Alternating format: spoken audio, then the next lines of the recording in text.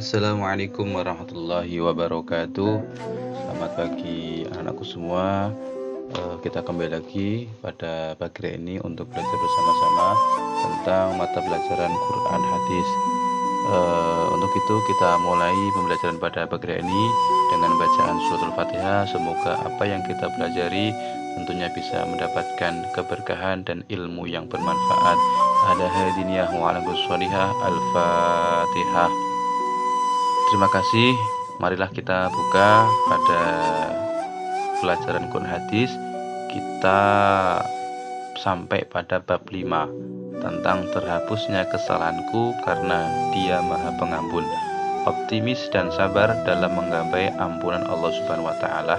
Marilah kita buka buku LKS-nya atau buku paketnya pada halaman 85. Kita akan menerangkan tentang isi kandungan Al-Quran surat Al-Balad pada ayat 1 sampai 10. Nah, kita baca dulu ayatnya, nanti kita terangkan satu persatu ayat tersebut. Bismillahirrahmanirrahim. La uqsimu bihadzal balad wa anta hilum bihadzal balad wa walidin wa ma walad laqad khalaqnal insana fi kabad ayahsabu an lan yaqdira alayhi ahad yaqulu ahlaktu malan lubada ayahsabu an lam yarahu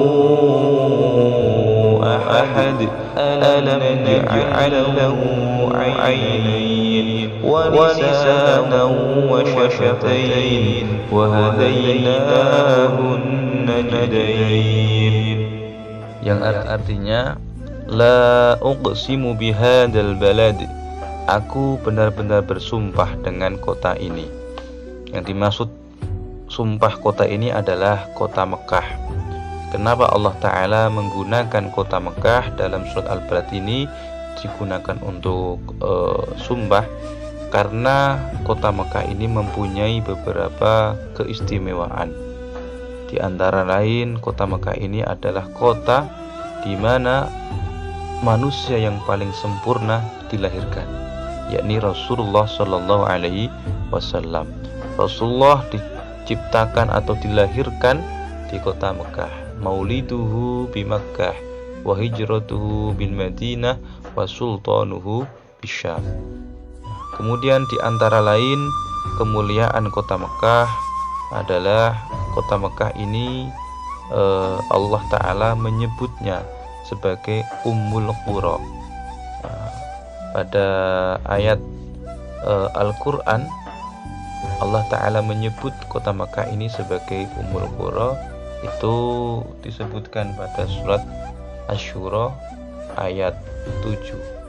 Itu Allah menyebutkan nama kota Mekah sebagai Ummul Qura. Ini terdapat di surat Asy-Syura ayat ke-7, yang artinya supaya kamu memberi peringatan kepada Ummul Qura atau penduduk Mekah dan penduduk negeri-negeri di sekelilingnya. Ini Allah Ta'ala mengungkapkan pada kota Mekah sebagai Ummul Qura. Kemudian di antara lain keistimewaan kota Mekah ini adalah ketika ada seorang yang sholat di kota Mekah ini, maka Allah Ta'ala akan melipat gandakan pahalanya sebanyak 100.000 kali. Bagaimana Rasulullah SAW bersabda, sholat di masjidku ini, dalam arti Masjidil Haram, itu lebih utama 1000 kali daripada sholat di masjid-masjid lain kecuali Masjidil Haram. Dan sholat di Masjidil Haram itu lebih utama 100.000 kali daripada sholat di tempat lain. Nah, ini menunjukkan keistimewaan, keutamaan kota Mekah. Barang siapa sholat di kota Mekah, maka dia pahalanya lebih utama 100.000 kali. Kemudian kota Mekah ini juga kota yang sangat dicintai oleh Rasulullah SAW. Sayyidah Aisyah pernah berkata kepada Rasulullah, dan Rasulullah pun bersabda, "Ya Allah, berikanlah kecintaan kepada kami kota Madinah sebagaimana kecintaan kami kepada kota Mekah." Dan Rasulullah juga sangat mencintai kota Mekah karena kota Mekah ini adalah kota kelahiran Rasulullah Sallallahu Alaihi Wasallam. Dan juga kota Mekah ini adalah kota yang mana Nabi Ibrahim alaihissalam mendoakan kota Mekah. Ya, ada beberapa riwayat yang mana Nabi Ibrahim ini telah mendoakan kota Mekah agar diberi keberkahan oleh Allah Subhanahu wa taala. Sebagaimana hadis Nabi yang diriwayatkan oleh Abu Hurairah. Yang artinya, "Ya Allah, sesungguhnya Nabi Ibrahim alaihissalam adalah hamba dan kekasihmu, dan aku adalah hamba dan rasulmu. Sungguh Nabi Ibrahim telah berdoa bagi penduduk kota Mekah, maka aku berdoa kepadamu bagi penduduk Madinah, sebagaimana Nabi Ibrahim meminta bagi penduduk Mekah." Ini Nabi Ibrahim mendoakan penduduk Mekah, minta doa kepada Allah Subhanahu wa taala. Kemudian lagi kota Mekah itu keistimewaan lagi adalah menjadi kiblat dalam sholat. Ketika kita sholat, ketika kita mendirikan sholat, itu kiblatnya adalah di kota Mekah. Dan ada lagi keistimewaan kota Mekah ini adalah kota yang tidak bisa dimasuki oleh Dajjal. Besok itu ketika datang hari kiamat, itu Dajjal akan menanyai orang-orang atau menanyai manusia, ya, itu dinamakan fitnah Dajjal. Tahu juga Dajjal ini memberikan tipu daya kepada manusia. Barang siapa dia terkena tipu daya dan terkena fitnah Dajjal, ia akan menjadi pengikut Dajjal. Dan setiap manusia yang ada di belahan ujung dunia manapun, seluruh dunia, itu akan ditemui oleh Dajjal, kecuali kota Mekah dan Madinah, karena kota itu kota yang dimuliakan oleh Allah Subhanahu wa taala. Maka dari kemuliaan-kemuliaan itulah Allah taala menggunakan kota Mekah sebagai sumpah pada surat Al-Balad ini, ayat 1, "La uqsimu bihadzal balad." Aku benar-benar bersumpah dengan kota ini, yang dimaksud adalah kota Mekah. Kemudian ayat kedua, "Wa anta hillum bihadzal balad." Dan kamu Nabi Muhammad bertempat di kota Mekah ini, yaitu engkau Nabi Muhammad diperbolehkan bagimu melakukan peperangan di dalamnya. Imam Qatadah mengatakan maksudnya adalah engkau boleh di kota ini tanpa dibebani rasa dosa ataupun halangan. Mana dari apa yang dikatakan oleh mereka sehubungan dengan hal yang memang sudah disebutkan di dalam hadis yang telah disepakati kesahihannya, yaitu inna hadzal balad harramahu Allahu yauma khalaqas samawati wal ard. Rasulullah bersabda, inna hadzal balad harramahu Allahu yauma khalaqas samawati wal ard. Sesungguhnya kota ini telah diharamkan, dalam arti telah disucikan oleh Allah Subhanahu wa taala yauma khalaqas samawati wal ard, di hari Allah ini menciptakan langit dan bumi. Jadi Allah taala ini mensucikan kota Mekah ini mulai Allah menciptakan langit dan bumi. Fa huwa haramun bi hurmatillah ila yaumil qiyamah. Maka kota ini menjadi kota yang disucikan, kota yang suci. Allah mensucikan kota Mekah ini, ya, karena ya benar hakikatnya ini Allah mensucikan. Jadi fahuwa haraman bi hurmatillah. Allah ini mensucikan kota Mekah ini, maka kota ini menjadi suci. Dan Allah mensucikan kota Mekah ini sampai ila yaumil qiyamah, bi hurmatillah ila yaumil qiyamah. Allah mensucikan kota Mekah ini sampai kelak di hari kiamat nanti. Saking sucinya kota Mekah ini, maka pepohonan yang ada di Mekah tidak boleh ditebang dan tumbuhannya juga tidak boleh dicabut. Ini karena kesucian dari kota Mekah tersendiri.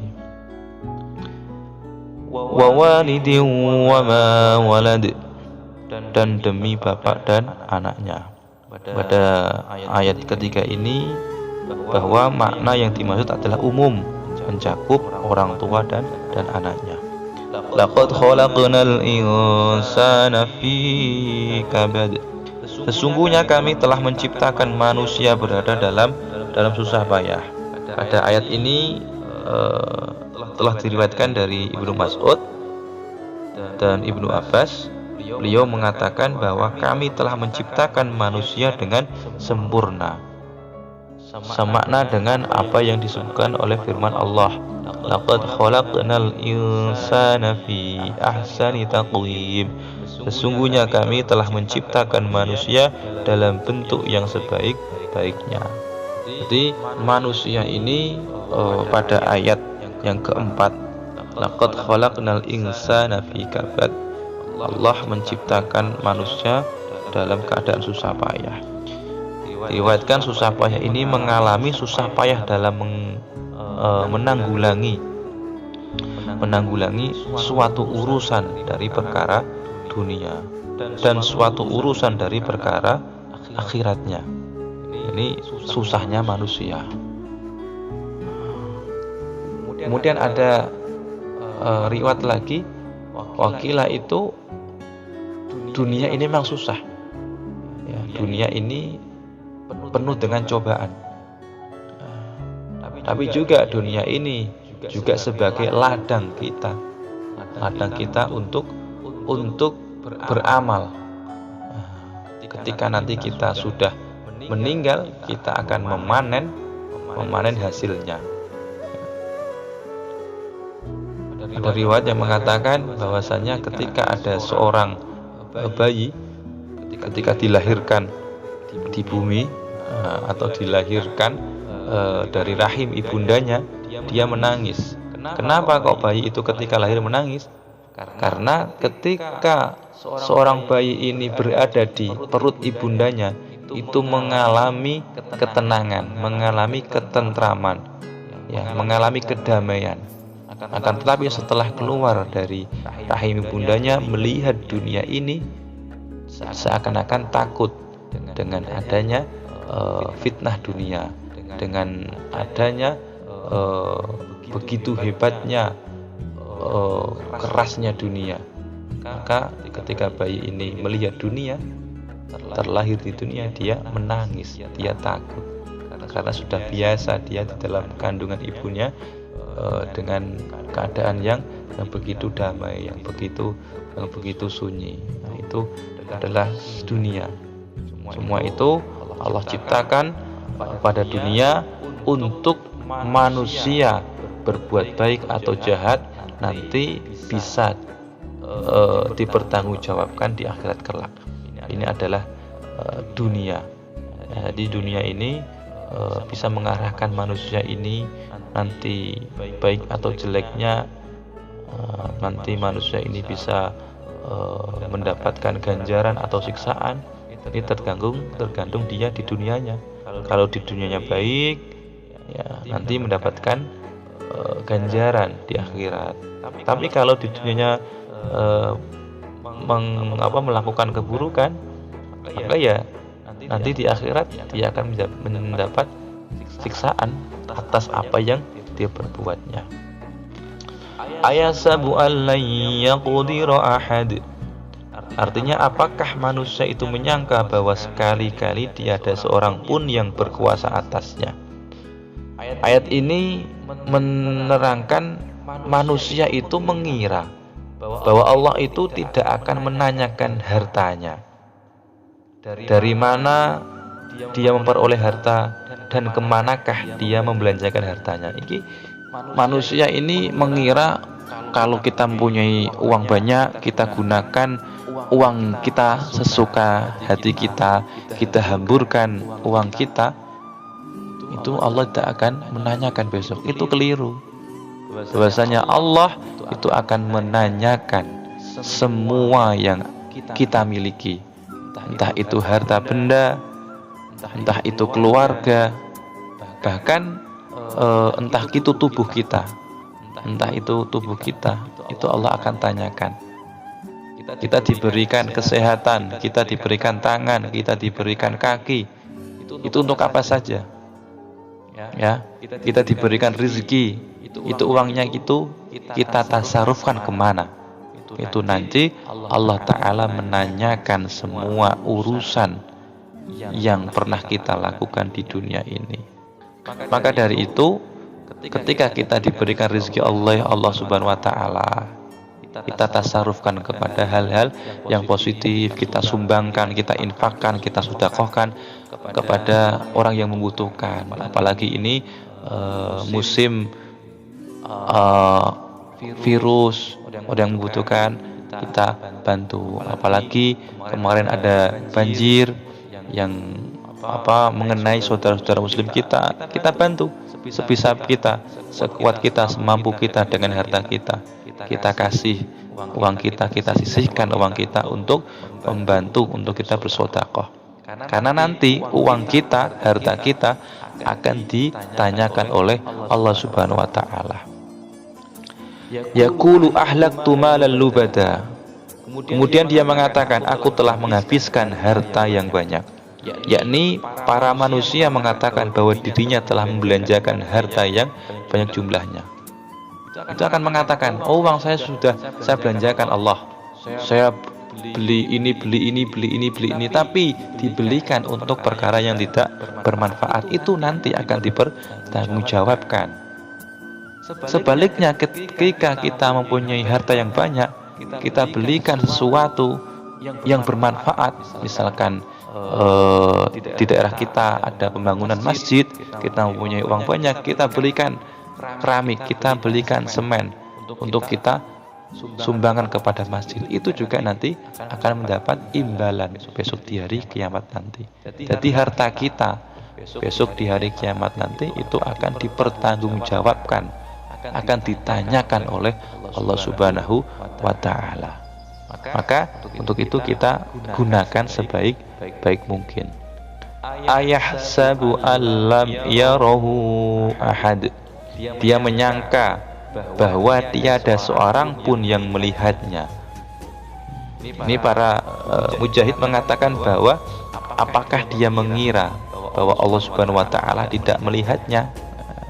Ini pada ayat yang ke-7, ayahsabu allam yarahu ahad, ini juga orang-orang yang zalim itu dia mengira kalau Gusti Allah ini tidak melihat, ya, tidak melihat apa yang kita perbuat. Itu salah sekali. Bahwa Allah ini melihat semua apa yang kita kerjakan. Walaupun kita berada di waktu petang, kita berada di pelosok ujung dunia, yang di situ tidak ada orang yang melihat kita melakukan perkara maksiat, Allah tetap akan melihat kita. Karena Allah ini zat yang maha mengetahui. Saking Allah ini mengetahui, Allah ini tahu berapa jumlah makhluk yang diciptakan di dunia ini. Allah tahu kapan daun itu jatuh. Allah tahu semua jumlah tumbuhan yang ada di muka bumi ini. Dan Allah tahu kapan makhluk ini satu persatu akan meninggal. Itu Allah tahu. Apalagi kita melakukan hal yang buruk, itu Allah tahu.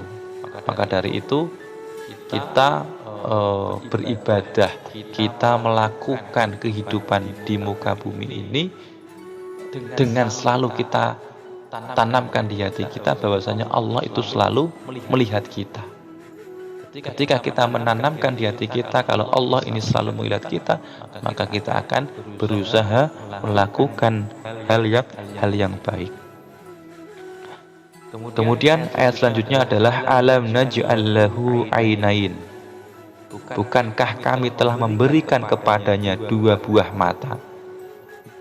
Kemudian Allah juga memberikan kita berupa dua buah mata. Ini nanti juga akan dipertanggungjawabkan.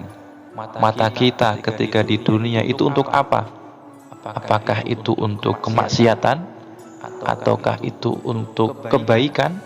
Itu nanti juga akan dipertanyakan oleh Allah Subhanahu wa Ta'ala. Apakah ketika kita mempunyai mata yang sehat, kita gunakan untuk belajar, kita gunakan untuk mutolaah, kita gunakan untuk mudzakarah, kita gunakan untuk membaca Al-Quran, atau sebaliknya, itu nanti juga akan ada balasannya. Dan nanti ketika di yaumil kiamat nanti, itu mata kita akan berbicara kepada Allah. Kita tidak bisa berbohong. Ya Rob, dulu saya ketika di dunia, saya digunakan untuk membaca Al-Quran, membaca kalam-kalammu. Itu mata akan berbicara. Maka alam naj'al lahu ainain. Bukankah kami telah memberikan kepadanya dua buah mata, walisanan, dan Allah juga memberikan lisan, ya, memberikan lidah untuk kita berbicara. Ya, dengan lidah kita bisa berbicara, lalu dapat mengungkapkan apa yang terkandung di dalam hati. Dengan lidah kita bisa berbicara yang kita mau, yang sesuka hati kita. Itu lidah. Akan tetapi lidah ini juga bisa mengakibatkan kita selamat atau tidak. Karena lidah ini termasuk perkara yang bisa membuat orang itu selamat, ya. Atau orang itu bisa celaka, itu juga tergantung lisan. Salamatul insan fi hifdil lisan. Bahwasanya keselamatan manusia itu dia menjaga lisannya. Kalau dia tidak bisa menjaga lisannya, dalam arti dia mengungkapkan kata-kata yang sesuka hatinya, yang dimana ungkapan itu bisa menyakiti perasaan orang lain, ya, tentunya dia tidak akan selamat. Karena apa? Ungkapannya tersebut. Tapi ketika dia mengucapkan dengan kata-kata yang santun, kaulan karima, dengan kata-kata yang indah, yang mulia, maka tentunya dia akan selamat. Karena keselamatan orang itu tergantung dengan lisannya. Salamatul insan fi hifdil lisan. Nanti lisan juga ya akan dipertanggungjawabkan. Ketika di dunia ini lisannya untuk apa? Apakah untuk selalu membaca Al-Quran? Apakah lisannya ini untuk selalu berbicara yang jelek? Itu juga dipertanggungjawabkan. Lebih-lebih lisan kita untuk berbicara kepada orang tua itu harus penting, ya. Jangan sampai lisan kita ketika kita berbicara kepada orang tua kita menggunakan kata-kata yang jelek. Jangan. Wala taqul lahuma uf. Janganlah kamu mengatakan uf kepada kedua orang tuamu. Mau mengatakan uf atau hus itu saja tidak boleh, ya. Apalagi sampai kita syatmi atau misohi kepada orang tua, itu adalah haram hukumnya. Kita mengatakan kata-kata yang buruk, kata-kata yang jelek kepada orang tua kita, itu hukumnya haram. Maka kita gunakan lisan kita ketika berbicara kepada orang tua, ketika kita berbicara kepada guru kita ucapkan kata-kata yang baik, yang sopan, yang santun, ya. Jangan sampai kita kotori lisan kita dengan bahasa-bahasa yang kotor, karena nanti itu akan dipertanggungjawabkan di akhirat nanti. Warisana wa syafatain, dan Allah juga memberikan dua bibir, ya, untuk berbicara. Nah, bibir juga ini juga nanti bisa dipertanggungjawabkan oleh Allah Subhanahu wa Ta'ala. Itu ada sebuah kisah, ada seorang dia ahli maksiat, tetapi dia pernah mengucapkan la ilaha illallah Muhammadur Rasulullah di bibirnya. Ketika dia meninggal, malaikat ini mencari kebaikan yang ada di tubuhnya itu tidak menemukan, karena saking buruknya perilakunya.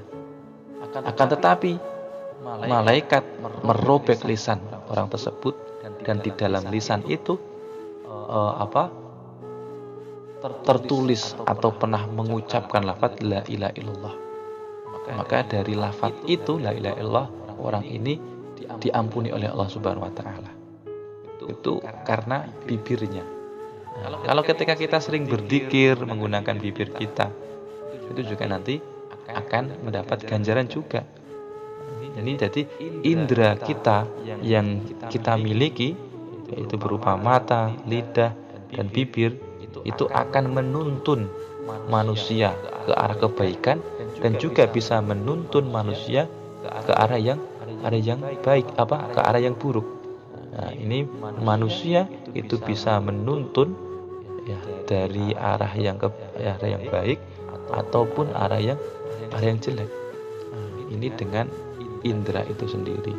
Maka dengan indera lisan, mata, bibir yang sudah disebutkan tadi, itu manusia bisa terjerumus ke jalan keburukan, ataupun orang ini bisa selamat ke jalan kebaikan. Itu tergantung lisan, mata, dan juga lidahnya. Wahadainahun najdain, dan kami telah menunjukkan kepadanya dua jalan. Dua jalan ini diriwayatkan dari Anas bin Malik. Beliau mengatakan bahwasanya Rasulullah SAW pernah bersabda, huma najdani fama ja'ala najda syarri ahabba ilaikum min najdil khairi. Keduanya adalah dua jalan, yaitu jalan kejelekan atau jalan kebaikan. Tergantung dia lebih suka mana, lebih suka kebaikan atau keburukan.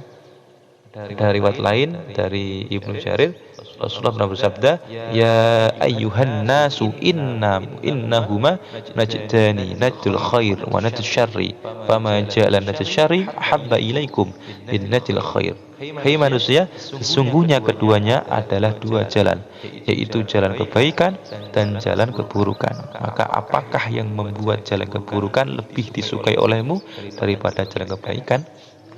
Ini Allah Ta'ala sudah memberikan dua jalan, yaitu jalan kebaikan dan jalan keburukan. Itu tergantung manusia sendiri, apakah dia lebih suka kebaikan atau sebaliknya dia lebih suka keburukan. Itu pada ayat ini kita sudah diberikan dua pilihan, yaitu dua pilihan jalan. Maka tinggal kita menentukan arah mana kita akan menuju jalan itu. Dari kandungan isi ayat yang sudah disampaikan pada surat Al-Balad ini, marilah kita gunakan diri kita gunakan waktu kita gunakan kesempatan kita untuk selalu berbuat baik, untuk selalu mengamalkan perkara yang baik, untuk selalu kita menuju perkara yang baik, karena semua kebaikan itu nanti akan mendapatkan imbalan dari Allah Subhanahu wa taala, yaitu berupa surganya Allah dan berupa ridhonya Allah. Sebaliknya, kalau kita menuju jalan yang kejelekan, maka nanti kita akan mendapat siksaan dari Allah Subhanahu wa taala. Kita akan mendapatkan kemungkaran atau kemurkaan dari Allah Subhanahu wa taala. Semoga Allah taala melindungi kita, melindungi keluarga kita, menjaga kita dari fitnah dunia ini, menjaga kita dan keluarga kita dari musibah, menjaga kita dan keluarga kita dari bala, dan semoga Allah selalu meridhoi kita dan keluarga kita untuk selalu beribadah, untuk selalu berada di jalan kebenaran, dan semoga kita bersama-sama kelak di hari kiamat nanti bisa dikumpulkan kepada kekasih Allah dan bisa bersama-sama masuk surganya Allah. Amin Allahumma amin. Demikian akhirul kalam. Wassalamualaikum warahmatullahi wabarakatuh.